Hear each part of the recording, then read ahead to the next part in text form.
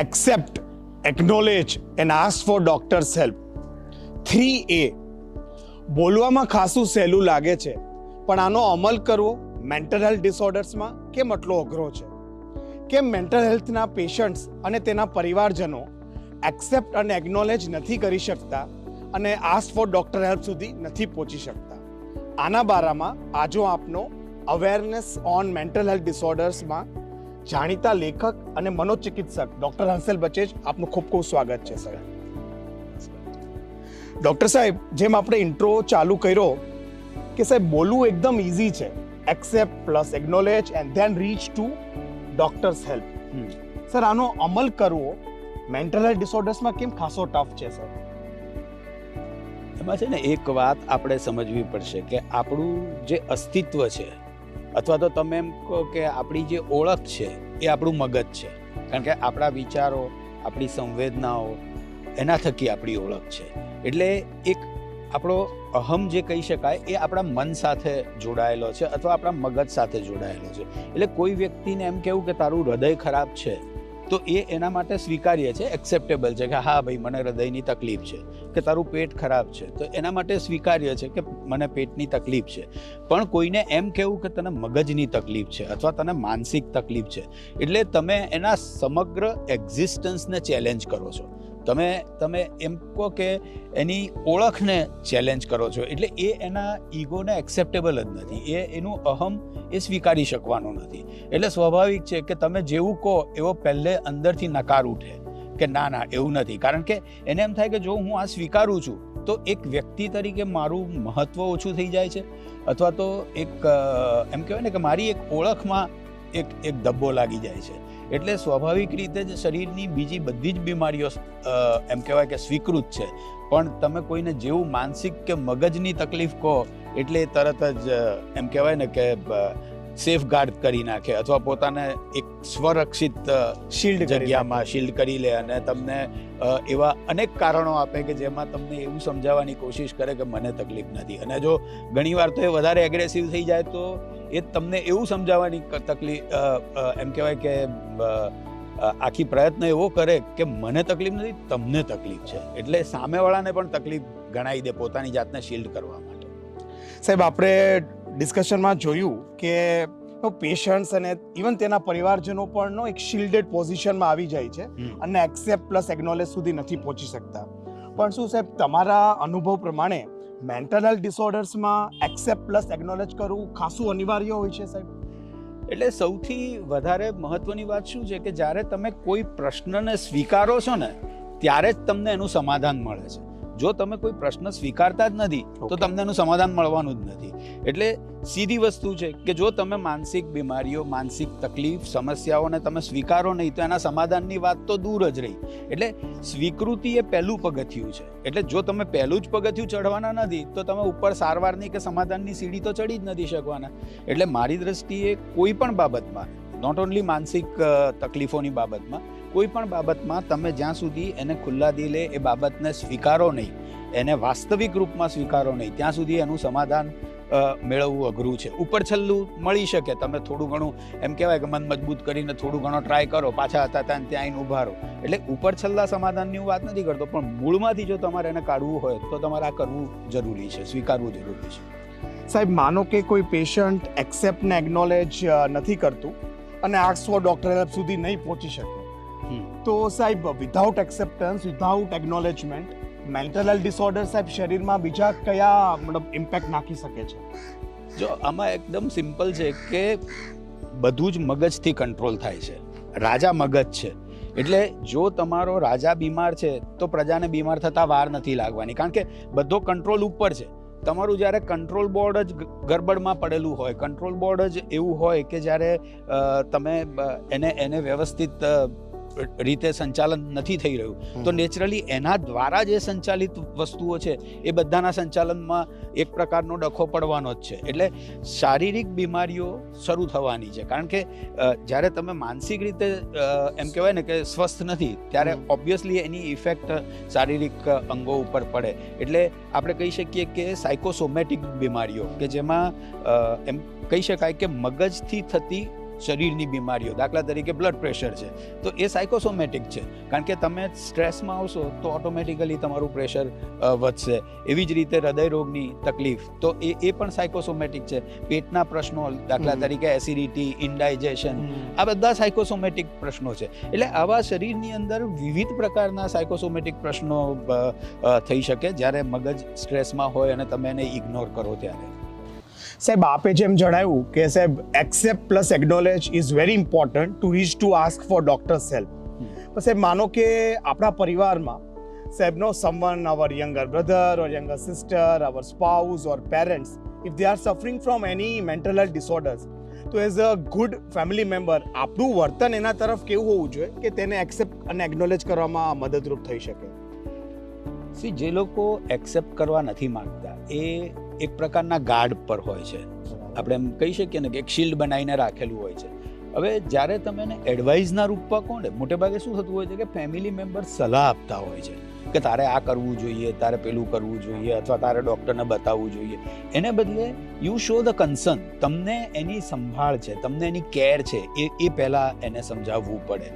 તો કદાચ એને એમ થાય કે આ વ્યક્તિ મારી મદદ કરવા માગે છે અને મને કોઈ નામની અંદર જકડવા નથી માગતો, અથવા તો મને કોઈ એવું સિમ્બોલ નથી આપવા માગતો. આ પહેલી વસ્તુ છે.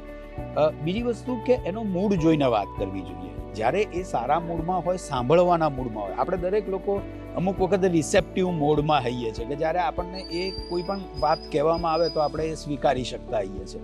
તો એવા મોડની અંદર વાત કરવી જોઈએ. અને ત્રીજી વાત, હું એવા વ્યક્તિઓને ડાયરેક્ટ કરવા માંગુ છું કે તમારે એક વસ્તુ સમજો કે આખું આપણું શરીર જે છે એ it's like a team work. આખી શરીરની એક ટીમ છે કે જેમાં હૃદય છે, લીવર છે, તમારું સ્ટમક છે, કિડનીઝ છે, આ બધા જ અવયવો ભેગા થઈને એક ટીમ વર્ક તરીકે કામ કરે છે.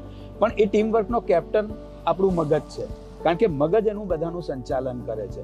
હવે તમે જુઓ કે કોઈ પણ ટીમ હોય અને એમાં કોઈ ખેલાડી નબળો હોય તો પણ તમે એ ખેલાડીને સાચવી અને તમે એ જીતી શકો છો. પણ કોઈ પણ ટીમનો જો કેપ્ટન નબળો હોય તો મેચ જીતવી અઘરી બની જાય છે, કારણ કે કેપ્ટન થકી બધું સંચાલન થતું હોય છે. સેમ વે આપણા મગજને તમે જો કેપ્ટન માનો તો તમારે એમ સમજવું પડે કે તમારે એને તો મજબૂત રાખવો જ પડે. જો એ મજબૂત નહીં હોય તો આજે નહીં તો કાલે, કાલે નહીં તો આવતીકાલે, આવતીકાલે નહીં તો આવતા મહિને, નહીં તો આવતા વર્ષે, ગમે ત્યારે એની ઇફેક્ટ તમારા શરીર પર પડ્યા વગર રહેવાની નથી. આ વાત આપણા મગજની અંદર એકદમ સ્પષ્ટ થઈ જવી જોઈએ. તો મને એવું લાગે છે કે આપણી સ્વીકૃતિ થોડીક ઇઝી બની જશે. સાહેબ, એક સાઈડથી આપણે કહીએ છીએ કે સાહેબ આજની યુવા પેઢી બહુ જલ્દી સાહેબ પાસપોર્ટની જગ્યાએ પાસવર્ડમાં દુનિયા ચલાવવાની છે. બીજી સાઈડથી આપણે એનો સોશિયલ મીડિયા ઉપર, ગૂગલ ઉપર mobile addiction, gaming addiction, cyber બુલિંગના સાહેબ કેસીસ ખાસા એવા જોઈ રહ્યા છીએ. આવી કન્ડિશનમાં સાહેબ where to draw the fine line? Mobile use કેટલો એક્સેપ્ટ કરવો કે no we don't end up into its addiction? સાહેબ જો મોબાઈલ છે ને એક મજાનું યંત્ર છે, બરાબર, અને બહુ ઉપયોગી યંત્ર છે. કારણ કે તમે એમ વિચારો કે મોબાઈલ વગર અથવા તો મોબાઈલને તમે બંધ રાખી અને કંઈ કરી શકો, તો હવે આજના જમાનામાં શક્ય નથી અને કરવું પણ ના જોઈએ. કારણ કે આટલું સુંદર ઇન્સ્ટ્રુમેન્ટ, આટલી મજાની વસ્તુ તમારા હાથમાં છે તો તમારે એનો ઉપયોગ કરવો જોઈએ. પણ કમનસીબે શું થતું હોય છે કે મોટા ભાગના લોકો જેટલો મોબાઈલનો ઉપયોગ કરે ને એના કરતાં મોબાઈલ એમનો વધારે ઉપયોગ કરતો હોય. તો તમારે એ સતત અવેરનેસ રાખવી પડે કે જે ઇન્સ્ટ્રુમેન્ટ તમારા હાથમાં છે એનો તમારા લાભમાં કઈ રીતે ઉપયોગ કરી શકો, અન્યના લાભમાં નહીં. અન્ય લોકો સ્ટોરી મૂકે કે અન્ય લોકો એ કરે અને એ તમને બતાડે તો એમાં એમનો ફાયદો છે, તમારો ફાયદો નથી. તમારો તો સમય ખર્ચ થાય છે. એટલે હું એવું માનું છું કે જે વ્યક્તિમાં પૂરેપૂરી જાગૃતિ છે કે હું જેટલો સમય આ ઇન્સ્ટ્રુમેન્ટ ઉપર રહું છું અથવા જેટલો સમય આ ઇન્સ્ટ્રુમેન્ટને આપું છું એમાંથી હું કેટલું ગેઇન કરું છું, જો તમે એમાંથી કંઈક મેળવતા હો તો ડેફિનેટલી એટલો એનો ઉપયોગ કરવો જોઈએ. પણ જેમાં તમારું મગજ કેપ્ચર થઈ જાય છે અને બીજા લોકો તમારા મગજમાં ઘૂસે છે, બીજા લોકો તમારા વિચારોમાં ઘૂસી અને તમારા માઇન્ડને મેનિપ્યુલેટ કરે છે અને તમે તમારો સમય ખર્ચો છો, તો મને એવું લાગે છે કે એ ખોટનો સોદો કહેવાય. એટલે આટલી અવેરનેસ રાખીએ તો મને લાગે છે કે મોબાઈલ પર કંટ્રોલ રહે. બાકી તમે ગમે તેટલું કહો કે મોબાઈલ આટલા જ કલાક વાપરો ને સ્ક્રીન ટાઈમ કરો ને આ કરો ને તે કરો, પણ જ્યાં સુધી મનમાં આ અવેરનેસ નહીં હોય અથવા મનમાં એ ખબર નહીં હોય કે આ ઇન્સ્ટ્રુમેન્ટને આપણે વાપરવાનું છે, આપણે એના સાધન નથી બનવાનું, એ આપણું સાધન છે. જ્યાં સુધી આ અવેરનેસ તમારા મગજની અંદર મેન્ટેન હશે ને ત્યાં સુધી હું એવું માનું છું કે કોઈ પણ પ્રકારના સ્ક્રીન ટાઈમની કે કશાની જરૂર નથી. તમે તમારી જાતે જ સેલ્ફ કંટ્રોલ કરી શકો છો. સાહેબ, આપણે ખાસું ડિસ્કસ કર્યું કે in mental health disorders why it is important to accept, acknowledge and then to reach to know ask for doctors help. સાહેબ, એક સાઈડથી સાહેબ કેવું તો બહુ ઇઝી છે કે accept your mental health condition, give your acknowledgement to it. સાહેબ, બીજી સાઈડથી સાહેબ take for example we are Indians. આજે બી સાહેબ ગૂગલમાં આપણે જોશું તો around 70 to 80% of the marriage are still arranged marriage. સાહેબ, અરેન્જ મેરેજને ફાઇનલ ગ્રીન સિગ્નલ દેતા પહેલાં મોસ્ટલી સાહેબ 3 થી 4 વાર બંને પરિવારો અરેન્જ મેરેજની મિટિંગો કરતા હોય છે. 3 થી 4 અરેન્જ મેરેજની મિટિંગમાં પણ both the families don't accept કે મારા દીકરાને અથવા દીકરીને he or she had an addiction issues, he or she had some suicidal tendencies. અને પછી સાહેબ મેરેજ થઈ જતા હોય છે અને 1.5-2 વર્ષ કે 3 વર્ષના લગ્ન જીવન બાદ કોઈ વસ્તુ બહાર આવે કે મારી સ્પાઉસને આ બધા ઇશ્યુઝ પહેલાં હતા. And this really disturbs the relationship issues. સાહેબ, તમારા પોઈન્ટ ઓફ વ્યૂથી અરેન્જ મેરેજની મિટિંગ દરમિયાન બંને પરિવારોએ પોતાના બાળકોની મેન્ટલ હેલ્થ કન્ડિશનનો સ્વીકાર કરવો જોઈએ? સાહેબ, હું એવું માનું છું કે કરવો જ જોઈએ. કારણ કે એક જમાનો એવો હતો કે જેમાં એમ કહેવાય ને કે માણસો થોડા સહિષ્ણુ હતા, ટોલરન્ટ હતા, એટલે ઘણીવાર સુખે દુઃખે બી નિભાવી લેતા હતા. આજના જમાનામાં એવું નથી. આજના જમાનાની અંદર ધારો કે તમને મેન્ટલ હેલ્થ ઇશ્યુ છે અને એને વ્યક્તિને પાછળથી ખબર પડે છે તો હંમેશા એ છૂટાછેડામાં જ પરિણમવાનું છે. આજથી વર્ષો પહેલાંની વાત અલગ હતી કે ભાઈ જે આવ્યું એ ભોગવી લેવાનું. એટલે સૌથી પહેલી વાત તો એ છે કે જો પાછળ મોટા પ્રશ્નોને એવોઇડ કરવા હોય તો આગળથી કહી દેવું પડે, નંબર 1. સેકન્ડ વસ્તુ એ છે કે કોઈની સાથે તમે એવી છેતરામણી ન કરી શકો. કારણ કે તમે જ્યારે કોઈની સાથે એવી છેતરામણી કરો છો એટલે સામેવાળાના છેતરાયાનો ભાવ ઉત્પન્ન થાય છે અને એ છેતરાયાનો ભાવ જો ઉત્પન્ન થશે તો ઇવન મેરેજ કન્ટિન્યુ રહેશે તો પણ it won't be a same way, એ રીતે નહીં રહે. બીજી બાજુ આપણે જોવા જઈએ તો જે લોકોના સંતાનોને માનસિક તકલીફ છે એ લોકોની સમસ્યા બી કફોડી છે. કારણ કે એ જો પહેલેથી કહી દે છે તો લોકો સ્વીકારતા નથી અને લોકો સ્વીકારતા નથી એટલે એમને પણ એક પ્રકારની એન્ઝાયટી થાય છે કે અમારા પછી આ બાળકનું શું, એટલે એને પરણાવીને એક જવાબદારીમાં કોઈક એને સપોર્ટમાં મૂકી દઈએ.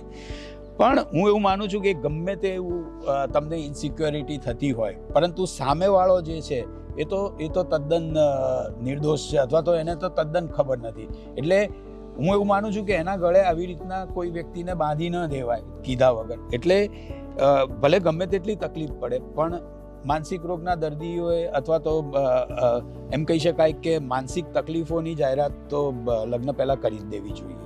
સાહેબ, આપણે જેમ વાત કરી કે સાહેબ કેવું તો એકદમ ઇઝી છે કે બંને પરિવારોએ અરેન્જ મેરેજની મિટિંગ દરમિયાન કદાચ પહેલી જ મિટિંગમાં એક્સેપ્ટ કરી દેવું જોઈએ, સ્વીકારી લેવું જોઈએ અને ખુલ્લેઆમ ચર્ચા કરવી જોઈએ કે મારા દીકરાને કે દીકરીને આ મેન્ટલ હેલ્થ ડિસઓર્ડર્સની હિસ્ટ્રી છે. બટ અમારા વ્યુઅર્સ દે ઓલવેઝ ટ્રોલ અસ કે ચિરાગભાઈ તમારા ગેસ્ટ વોક ધ ટોકમાં હંમેશા કહે છે કે ઓલવેઝ એક્સેપ્ટ, ઓલવેઝ તમે નિખાલસતાપૂર્વક વાત કરો બંને પરિવારવાળા. બટ અમારા વ્યુઅર્સનો સાહેબ એક પ્રશ્ન છે કે જો અમે પહેલી મિટિંગમાં જ અમારા દીકરા કે દીકરીની હેલ્થ કન્ડિશનને આવી રીતે ચર્ચામાં લાવીએ છીએ તો કોઈ મારા દીકરા કે દીકરીને સાહેબ કોઈ જોવા જ આવતું નથી મેરેજ માટે. સાહેબ, આ પ્રશ્નનો કઈ રીતે ઉકેલ લાવો?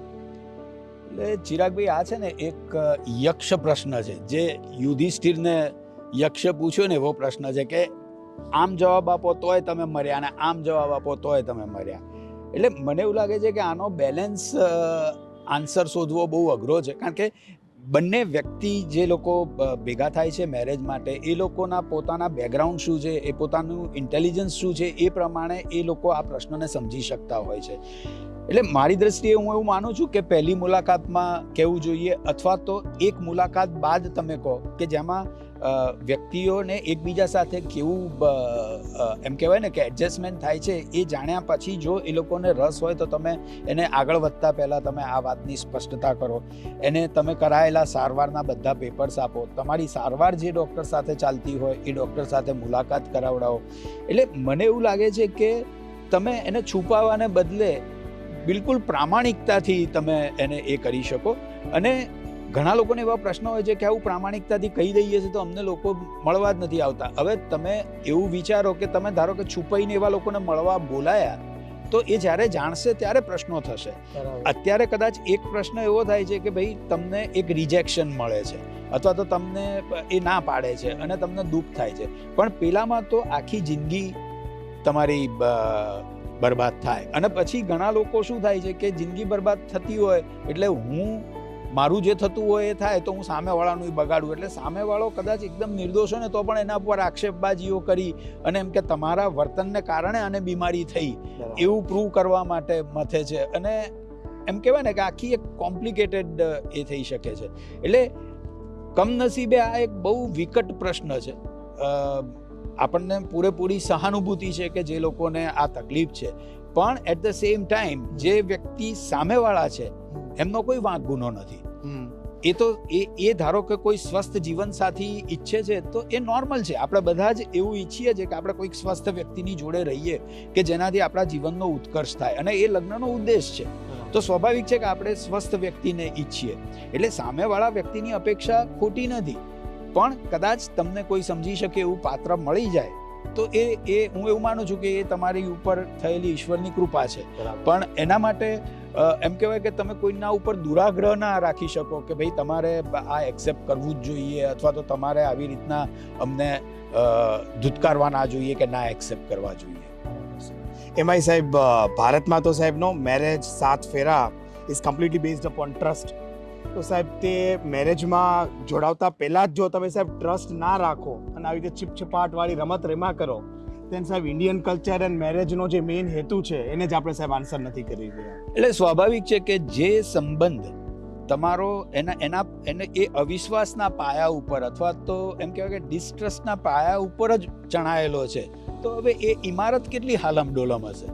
એટલે એ આપણે સમજવું જોઈએ કે આપણે લગ્ન અત્યારે આજની તારીખમાં હું જે છું એનાથી વધારે સુખી થવા માટે હું લગ્ન કરું છું. બાકી તો હું એકલો સારો જ છું ને, મારે શું કરવા લગ્ન કરવા જોઈએ? પણ મારે લગ્ન એટલા માટે કરવા છે કે જેથી મને માનસિક શાંતિ મળે, એક વ્યક્તિ તરીકે મારો વિકાસ થાય અને એક એમ કહેવાય કે મનુષ્ય તરીકે હું પરિપૂર્ણતા અનુભવું. પણ જો લગ્ન કર્યા પછી મારી આ બધી જ વસ્તુઓમાંથી કશું જ મને મળવાનું ન હોય અને હું અશાંતિ પેદા કરવાનો હોઉં તો મારે એ અશાંતિ શા માટે પેદા કરવી જોઈએ?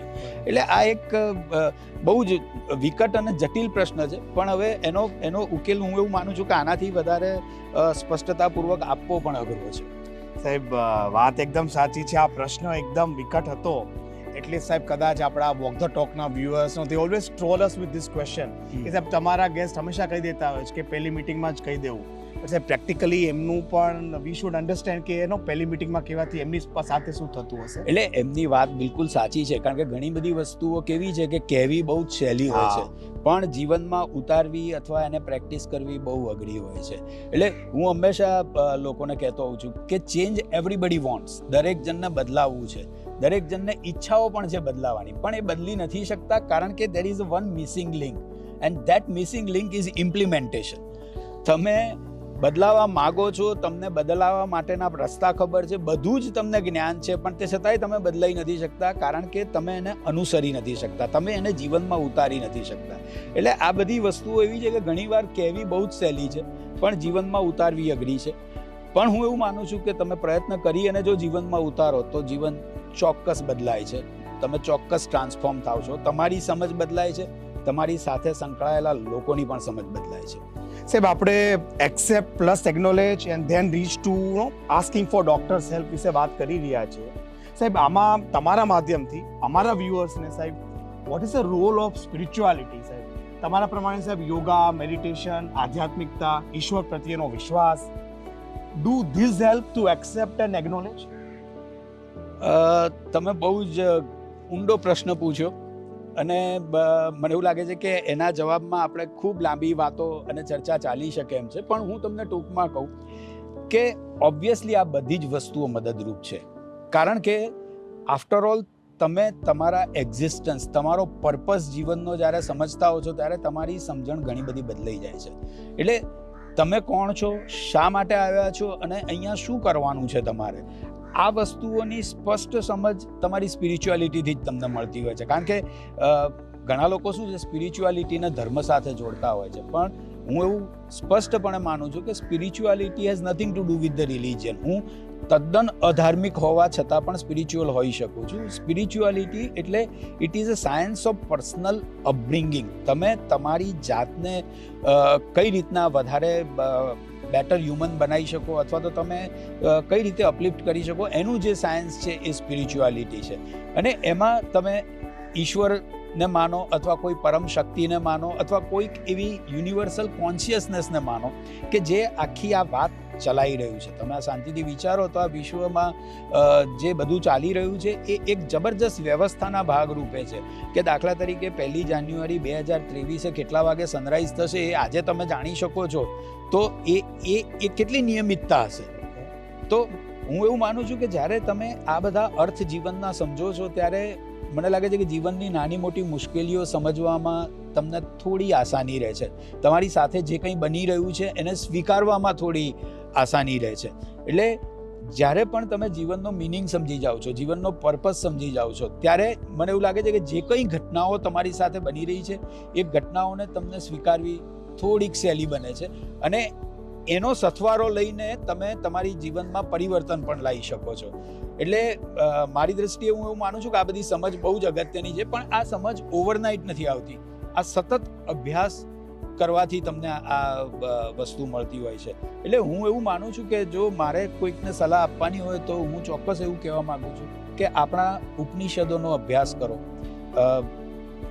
ગીતાજી જે છે એ ઉપનિષદોનો સાર છે બેઝિકલી, પણ એ જ્યારે તમે એનો અભ્યાસ કરો છો, રિપીટેડલી અભ્યાસ કરો છો, કોઈ વ્યક્તિની પાસેથી એને સમજો છો, ત્યારે મને એવું લાગે છે કે તમારી પર્સનલ બિલીફ બદલાય છે. અને જો તમારી પર્સનલ બિલીફ બદલાય તો તમારો નજરિયો બદલાય છે, અને જો તમારી જોવાની દ્રષ્ટિ બદલાય છે તો હું એવું માનું છું કે ધીરે ધીરે જીવન પણ બદલાય છે.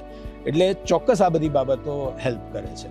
સાહેબ, આપે જેમ કીધું કે સાહેબ role of spirituality, yoga, meditation is very important to reach to know, accept, acknowledge and then for asking for doctor's help. સાહેબ, શું તમારા પ્રમાણે સ્કૂલ કોલેજોમાં બાળકોના અભ્યાસ દરમિયાન જ સાહેબ યોગા, મેડિટેશન, કોઈ સ્પિરિચ્યુઆલિટીનો એક સબ્જેક્ટ અથવા કોઈ એક પેપર ઉમેરવાથી આગળ જતા સાહેબ એ લોકોને એક્સેપ્ટ પ્લસ એક્નોલેજ કરવામાં હેલ્પ થતી હોય છે સાહેબ? એટલે હું આનો જવાબ આપું એ પહેલાં મેડિટેશન વિશે પણ વાત કરી દઉં, જે હું ભૂલી ગયો ત્યાં આગળ વાત કરતા, કે ધ્યાન તો છે ને એક જબરજસ્ત પ્રક્રિયા છે. ઓકે. કારણ કે એ તમારી જાત સાથે કનેક્ટ થવાની સૌથી મોટી પ્રક્રિયા છે, કે જેમાં તમે તમારી જાત સાથે કનેક્ટ થાવ છો ને અલ્ટિમેટલી યુનિવર્સલ કોન્શિયસનેસ સાથે કનેક્ટ થાવ છો.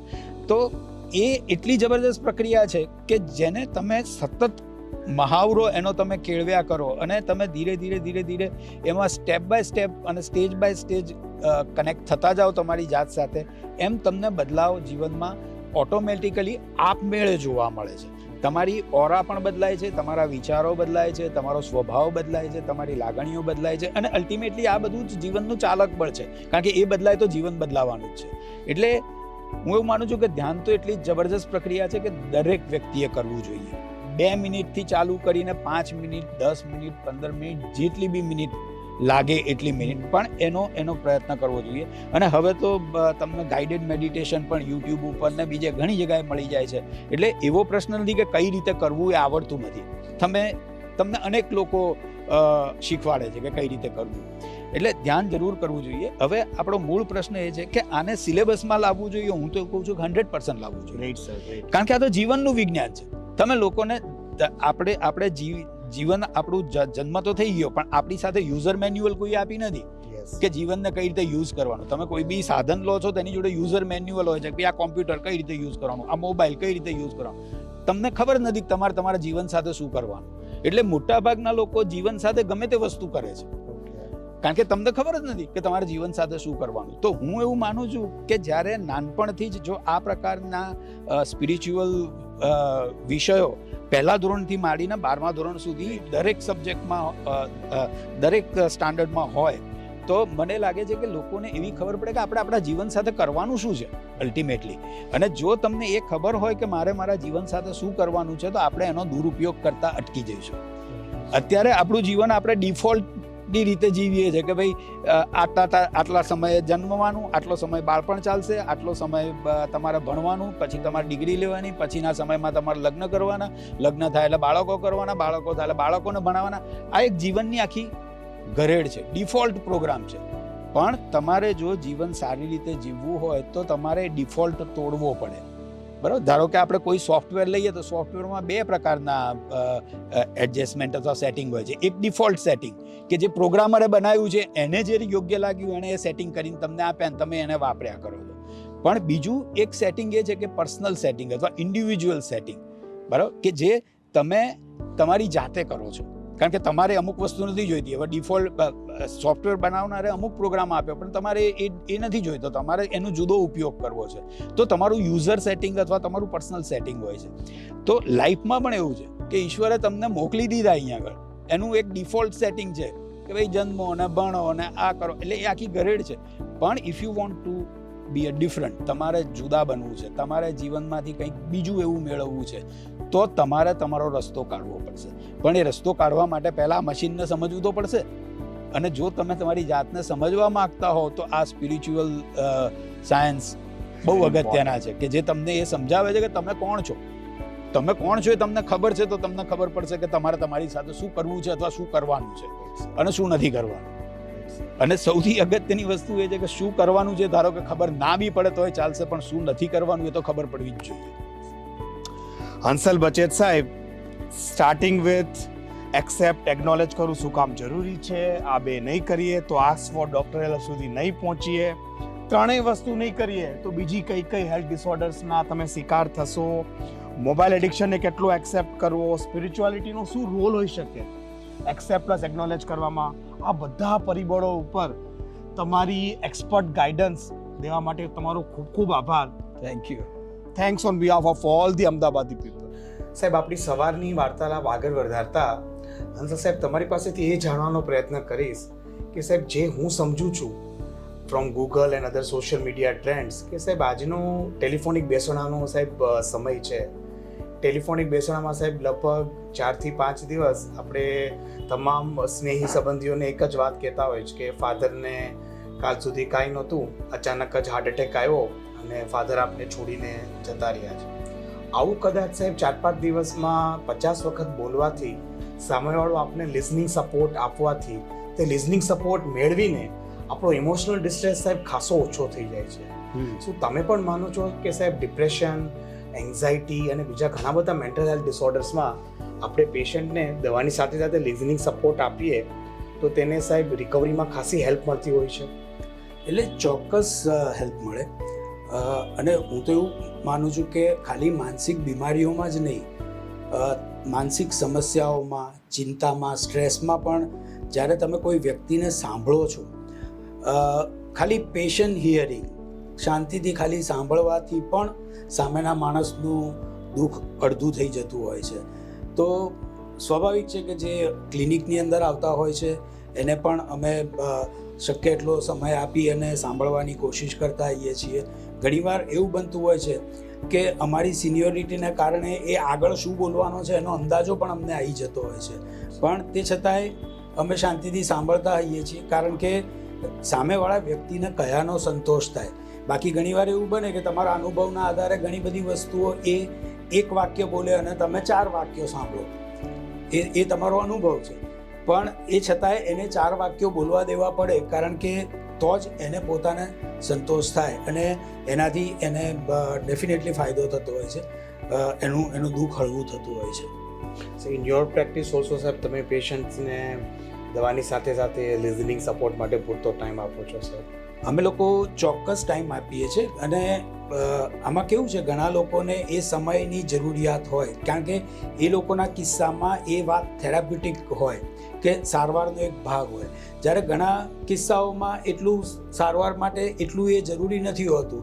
તો એવા વ્યક્તિઓનું ક્વિક ડિસ્પોઝલ કરીએ અને જે લોકોને સાંભળવાની જરૂરિયાત હોય એને એની શાંતિથી સાંભળીએ. અને ઘણીવાર ઘણા લોકોને એના કરતાં પણ વિશેષ જરૂરિયાત હોય તો સેપરેટ કાઉન્સેલિંગ સેશન પણ પ્લાન આઉટ કરતા આવીએ છીએ કે જેની અંદર માત્ર કલાકનું સેશન હોય અને વ્યક્તિ પોતે ખુલ્લા દિલે એની વાત રજૂ કરી શકે. હંસલ સાહેબની મદદથી આપણે જોયું acceptance plus acknowledgement plus asking for doctors help શું કામ જરૂરી છે.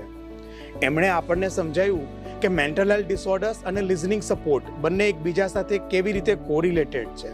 હવે આપણો વાર્તાલાપ આગળ વધારતા હંસલભાઈ તમારી પાસેથી એ જાણવાનો પ્રયત્ન કરીશ કે સાહેબ આમ તો India is also moving towards modernisation but still V are Indians સાહેબ. ભારતમાં અને એમાં ગુજરાતમાં તો સાહેબ વડીલો સાથે રહેવું ઇઝ ક્વાઇટ કોમન. સાહેબ તમારા માધ્યમથી હું એ જાણવાનો પ્રયત્ન કરીશ કે સાહેબ વડીલોને થતા મેન્ટલ હેલ્થ ડિસઓર્ડર્સ શું તમારી ક્લિનિકમાં એડ્રેસ થાય છે સાહેબ? એટલે સામાન્ય રીતે જે અમારું ક્લિનિક છે એ જનરલ સાયકિયાટ્રિક ક્લિનિક છે, એટલે એમાં આવા બધા પ્રશ્નો ઘણા આવતા હોય છે. એમાં ખાસ કરીને વૃદ્ધોને જે યાદશક્તિની સમસ્યાઓ થતી હોય છે, ઘણીવાર ડિપ્રેશન નો એ લોકો ભોગ બનતા હોય છે, એકલતાનો ભોગ બનતા હોય છે. કારણ કે તમે જુઓ કે હવે લોકો પરદેશ જતા ઘણા થયા, એટલે ઘણા બધા લોકો એવા છે કે જેમના સંતાનો પરદેશ છે અને પોતે અહીંયા રહે છે, કારણ કે ત્યાંની એકલતા સહન નથી થતી. તો ત્યાંની એકલતા સહન નથી થતી એટલે અહીંયા આવે છે, પણ અહીંયા પણ એક પ્રકારનો ખાલીપો એ લોકો અનુભવતા હોય છે. એટલે એવા ડિપ્રેશનના દર્દીઓ જે વૃદ્ધો હોય છે એ અમારે ત્યાં આવતા હોય છે. આ ઉપરાંત વૃદ્ધત્વમાં એક અસલામતીની ભાવના પણ હોય છે, એટલે ઘણા બધા એમ કહી શકાય કે ઉંમરલાયક લોકોને અસલામતી, ડર, ફોબિયા, ફિયર, એન્ઝાયટી આવા બધા ઘણા પ્રશ્નો હોય છે, અને એ બધા જ અમારા ક્લિનિકમાં આવે છે અને અમે એમને સપોર્ટ કરવાનો, એની સારવાર કરવાનો પ્રયત્ન કરતા હોઈએ છીએ. સાહેબ તમારા માધ્યમથી ગુજરાતના યુવાનો ને તમારો શું સંદેશ હશે કે એમના પરિવારોમાં એમના કોઈ વડીલોને જો અલ્ઝાઇમર્સ, ડિમેન્શિયા કે કોઈ બિહેવિયરલ ઇસ્યુ હોય તો તમારી દવાની સાથે સાથે યુવાનોએ પોતાના વડીલો સાથે કેવું વર્તન રાખવું જોઈએ સાહેબ? સૌથી પહેલું તો મારું માનવું એ છે કે દરેક જણે એ સમજવું જોઈએ કે તમે તમારા ઘરના વડીલો સાથે જે વ્યવહાર કરો છો એ તમારા બાળકો જોઈ રહ્યા છે, એટલે એ એમાંથી જ શીખવાના છે. એટલે જો તમે તમારા ઘરના વડીલોની પ્રોપર સંભાળ નહીં લો અથવા તો તમે એને પ્રોપર મહત્ત્વ નહીં આપો તો આવતીકાલે બાળક તમારા જ વર્તનમાંથી શીખી અને તમને પણ મહત્ત્વ નહીં આપે, તમારી પણ કેર નહીં લે.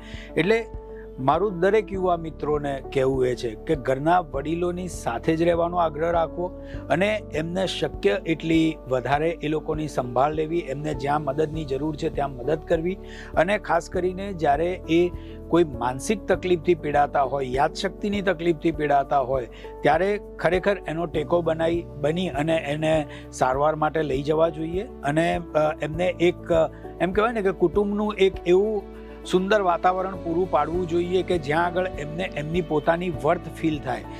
જો એ એમની પોતાની વર્થ ફીલ કરી શકશે તો કદાચ એમને પોતાનું જીવન લેખે લાગ્યું ગણાશે, અધરવાઇઝ એ એમ કહી શકાય કે જીવનના છેલ્લા વર્ષો સંતાપમાં પસાર કરશે.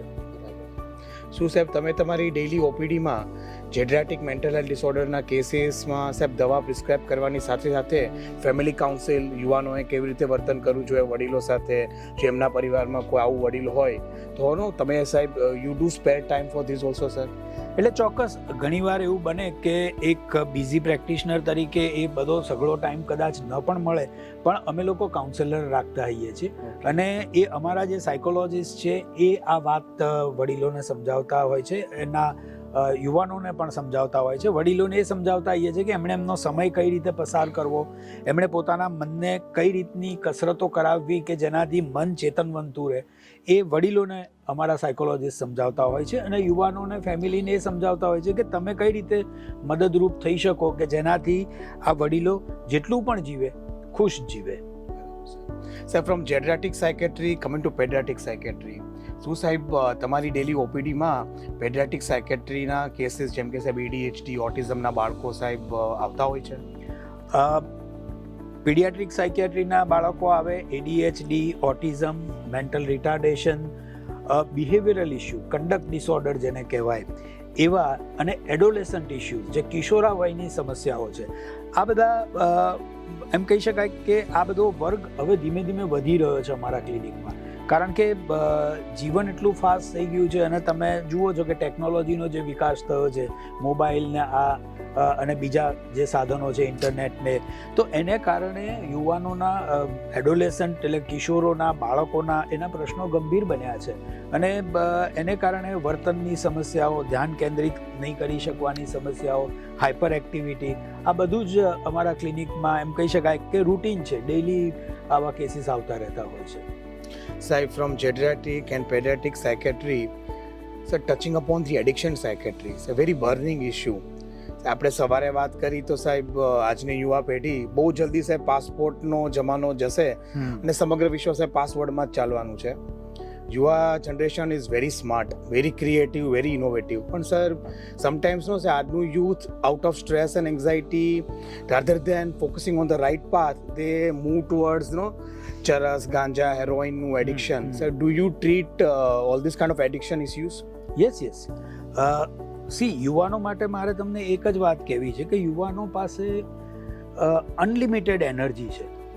હવે જો એ એનર્જીને તમે સરખો માર્ગ ના આપો અથવા તો એનું ચેનલાઇઝેશન સરખું ના કરો તો એને ઊંધે માર્ગે વળતા વાર નથી લાગતી હોતી. અને તમે જુઓ કે અત્યારનો માહોલ એવો છે કે જે પ્રમાણે સ્મોકિંગથી માંડી અને દરેક વસ્તુઓની એક્સેપ્ટન્સ અને અવેલેબિલિટી બંને ખૂબ વધી ગઈ છે અને એને કારણે યુવાનો આ બધામાં બહુ ઝડપથી ડાયવર્ટ થઈ જાય એવી શક્યતાઓ છે. એટલે આજકાલ એડિક્શનના પ્રશ્નો વધી રહ્યા છે સિટીની અંદર અને એમ કહી શકાય કે ઇવન છોકરીઓમાં પણ આ પ્રશ્નો થઈ રહ્યા છે. એટલે અમારી પાસે છોકરા છોકરીઓ બંને જણા આ પ્રકારના ડ્રગ એડિક્શનના પ્રશ્નો સાથે આવતા હોય છે. એમાં ખાસ કરીને છોકરીઓમાં સ્મોકિંગનું પ્રમાણ વધી ગયું છે.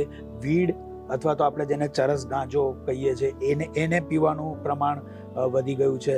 અને ઓફકોર્સ હાર્ડ ડ્રગ્સ જે ઓપિયમ છે કે હેરોઇન છે કે ઇવન એમડી ડ્રગ્સ છે, આ બધી જ વસ્તુઓ, કોકેન અને બધી જ વસ્તુઓ વધી રહી છે. એટલે એ બધાના એમ કહેવાય કે યુવાનો અમારી પાસે આવતા હોય છે. So from addiction psychiatry touching upon the sexual issues that mental health disorders can create. સાહેબ આપણે વાત કરી તો સાહેબ આજે હસબન્ડ વાઈફ બંને જોબ કરે છે, બંનેને પ્રમોશન જોઈએ છે, બંનેને સાહેબ આગળ વધવું છે professionally. Sometimes because of stress both husband or wife or sometimes one or the other they do end up with low libido, low sexual urge. સાહેબ શું તમારી ઓપીડીમાં sexual issues because of mental health disorders treat થાય છે સાહેબ? એટલે અમારી ઓપીડીમાં મેં જેમ તમને કીધું એમ જનરલ સાયકિયાટ્રી ના બધા જ ઇશ્યુ આવતા હોય છે, સેક્સ્યુઅલ ઇશ્યુઝ પણ આવે છે. અને તમે યુ પોઇન્ટેડ વેરી રાઇટલી કે આજના જમાનાની જે સ્પીડ છે અને જે વ્યસ્તતા છે એને કારણે એમ કહી શકાય કે બહુ ઓછો સમય વ્યક્તિઓ એકબીજા સાથે ગાળવા માટે મળે છે. કારણ કે મોટાભાગનો સમય લોકો ઓફિસની અંદર ગાળતા હોય છે. એટલે એને કારણે ઘણા બધા સેક્સ્યુઅલ ઇશ્યુઝ થતા હોય છે. પ્લસ હું એવું માનું છું કે એક પ્રકારની મોનોટોની પણ આવી જતી હોય છે, કારણ કે બહુ જ નાનપણથી બાળકો આ બધી પ્રવૃત્તિમાં ડાયવર્ટ થઈ જતા હોય છે. જો એ સેક્સ્યુઅલી એક્ટિવ ના હોય તો એ છતાં પણ જોવાનું એટલું બધું આવતું હોય છે. એટલે એમ કહી શકાય કે એક જમાનામાં વ્યક્તિ પરણે નહીં ત્યાં સુધી એના માટે સેક્સ એ અનએક્સપ્લોર્ડ એરિયા રહેતો હતો, જ્યારે આજે એવું નથી કે એ અનએક્સપ્લોર્ડ છે. એટલે ઘણીવાર એવું બને કે 30-35 વર્ષ પહોંચતા લોકો આનાથી બોર થઈ જાય છે અને એને કારણે પણ નિરસતા ઘણી બધી આવી જતી હોય છે. એટલે સેક્સ્યુઅલ રિલેટેડ ઇશ્યુઝ પણ અમારે ત્યાં ઘણા બધા આવતા હોય છે અને અમે લોકોનું જરૂર પડે ત્યાં કાઉન્સેલિંગ કરતા હોઈએ છીએ, જરૂર પડે ત્યારે મેડિસિન્સ પણ આપતા હોઈએ છીએ. બરાબર છે સર. તમારું સાહેબ આટલું બિઝી શેડ્યુલ, એકદમ રફ એન્ડ ટફ સાહેબ, એકદમ high OPD, number of cases very high, તો પણ સાહેબ તમારું આ જે લેખનનું અને બુક લખવાનો આજે તમારો શોખ છે, તમારી બુક સાહેબ પણ હું તને પ્રેમ કરું છું ના મિલિયન્સ ઓફ ફોલોઅર્સ છે સાહેબ. How you get time and what keeps you going at this age? How you find your time adjustment and સાહેબ તમે તમારો આ શોખ પ્રત્યે તમારો સમય કઈ રીતે ફાળવો? See the most important is a passion. કે તમને જેનું પેશન હોય ને એના માટે ટાઈમ મળી જ જાય છે. એટલે જે કોઈ એમ કહેતા હોય કે મારી પાસે સમય નથી, એનો મતલબ એ થયો કે એના માટે એનું પેશન નથી. બાકી તમારે જો કોઈ પ્રવૃત્તિ માટે તમારું પેશન હોય તો તમને સમય મળી જ જતો હોય છે. મારા ઘણા બધા આર્ટિકલ્સ એવા છે કે જે મેં ડ્રાઈવ કરતાં રેકોર્ડ કરેલા હોય અને પછી મારા આસિસ્ટન્ટને હું આપું તો એ સાંભળીને એ લખી નાખે અને એ આર્ટિકલ પ્રેસમાં પહોંચતા હોય છે. એટલે એમ કહેવાય ને કે સમયનો જ્યાં મળે ત્યાં ઉપયોગ કરી અને આ આર્ટિકલ્સ લખાતા હોય છે. અને ભાવના માત્ર એટલી જ છે કે જેટલા લોકોને પહોંચી શકાય, કારણ કે ઘણા બધા લોકો એવા છે કે જેમને જરૂર છે પણ એ અમારા સુધી પહોંચવાના નથી, અથવા તો કોઈ સંકોચને કારણે પહોંચવાના નથી, અથવા અજ્ઞાનને કારણે પહોંચવાના નથી. તો એવા લોકોને હું પહોંચી શકું અને મારો જે અનુભવ છે એ હું શેર કરી શકું, મારું જે વાંચન છે એ હું શેર કરી શકું, કે જેને કારણે લોકોનું જીવન બદલાય. એક વસ્તુનું મેં હંમેશા ધ્યાન રાખ્યું છે કે હું જ્યારે કંઈ પણ લખું છું, હું હંમેશા એ વિચારીને લખું છું કે જે વ્યક્તિ મારો આર્ટિકલ 5 મિનિટ જીવનની એની બગાડી અને વાંચશે તો એટલીસ્ટ એને એ 5 મિનિટનું વર્થ મારે આપવું. એટલે એ 5 મિનિટના એના સમયમાં એને જે કંઈ મળશે એમાંથી એને ચોક્કસ ફાયદો થશે એવું મેં હંમેશા વિચાર્યું છે. અને એને લીધે મારા આર્ટિકલ્સની અંદર હું હંમેશા એનું ધ્યાન રાખું છું કે કોઈનો આ વાંચેલો સમય બેકાર ના જાય, એને કંઈકનું કંઈક મળે. જો એની ઈરાદો હોય તો એ ટ્રાન્સફોર્મ બી થઈ શકે અને એ બદલાઈ પણ શકે. So your efforts to create awareness on acceptance plus acknowledgement plus asking for doctor's help, your efforts in providing listening support to your patients, your efforts to treat addiction psychiatry issues, geriatric pediatric psychiatric issues, your efforts to all the readers who are reading your books and novels and all your articles, કે તમે લોકો માટે કંઈ ને કંઈ સાહેબ worth reading અથવા worth તમારા પોઈન્ટ ઓફ વ્યૂથી ઇનપુટ આપવા માંગો છો. We truly respect that sir. Hats off to your dedication and devotion. Thank you Chiragbhai, તમે આ કીધું, પણ હું હંમેશા એવું માનું છું કે લોકોને જે મારા તરફથી મળે છે ને તો બાય પ્રોડક્ટ છે. હું તો મારા માટે કરું છું. Very good sir. હું આ બધું પ્રવૃત્તિ કરવાથી હું પોતે એટલો ટ્રાન્સફોર્મ થયો છું. એક હ્યુમન બિઈંગ તરીકે હું મારામાં પોતાનામાં ચેન્જ જોઈ શકું છું અને હું મારા જીવનમાં એને એમ કહેવાય ને કે એક રીતે મૂલવી શકું છું. અને એની બાય પ્રોડક્ટ તરીકે લોકોને ફાયદો થયો હોય તો મને એનો આનંદ છે. પણ એમ કહી શકાય કે મેં આ બધું કરીને લોકોની સેવા નથી કરી, મેં મારી સેવા કરી છે. મેં મારી જાતને ઉપર ઉઠાઈ છે અને એનો ફાયદો મને એવું લાગે છે કે લોકોને થયો હોય તો હું ખરેખર આનંદિત છું કે મારાથી કોઈકને ફાયદો થયો છે. So we are damn lucky, sir, to have a conversation with you. Lots and lots of thanks from our millions of social media users. તમારો ખૂબ ખૂબ આભાર Ansalbhai. Thank you. Thank you.